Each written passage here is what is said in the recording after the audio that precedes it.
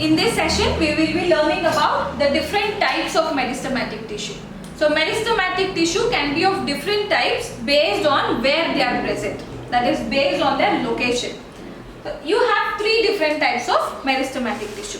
The first one is called as apical meristems, lateral meristems and intercalary meristems. So, what are these apical meristems?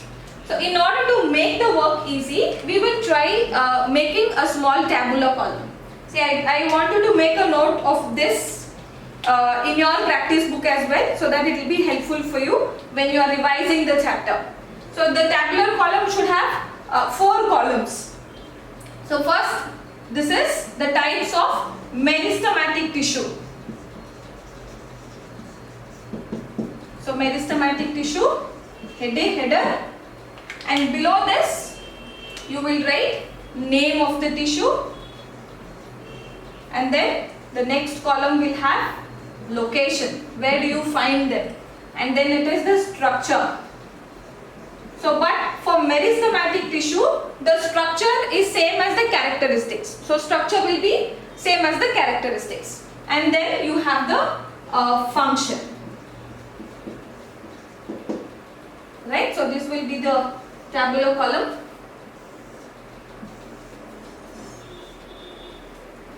Now, the very first one, that is your apical meristems.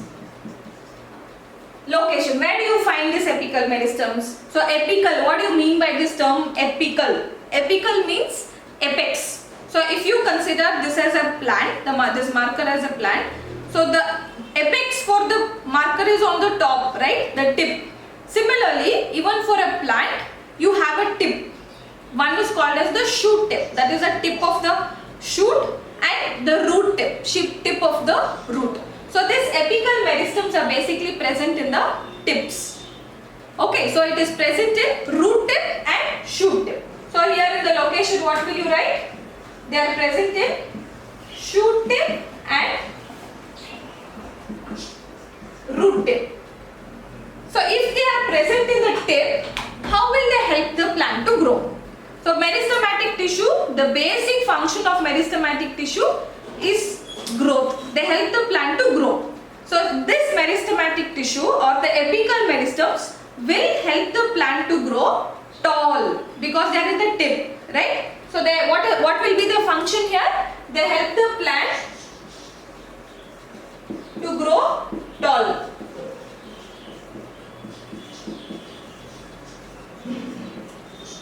You can also say lengthwise. They help the plant to grow lengthwise. So, this is a function of apical meristems. And the structure, as I told you, it's just the characteristics. Whatever the characteristics you have for the meristematic tissue, the structure is going to be the same thing. And now, let me tell you the application part. See, this apical meristems, you know that they are in the plant root tip and shoot tip. So, in the gardens, whenever you went to see some gardens, you would have seen the gardener he will be cutting the edges. The top part of the plant will be cut every time and he will shape it up. Why do you think that the gardener do that?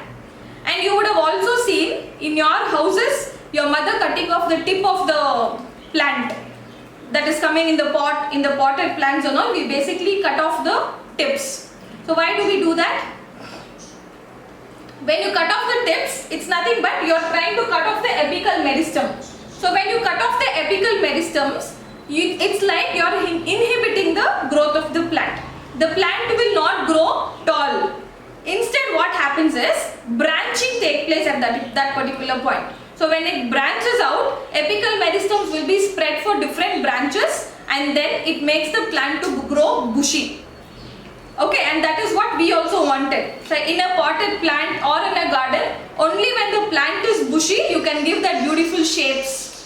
So, that's the reason the apical meristems will be cut off when the plant is growing.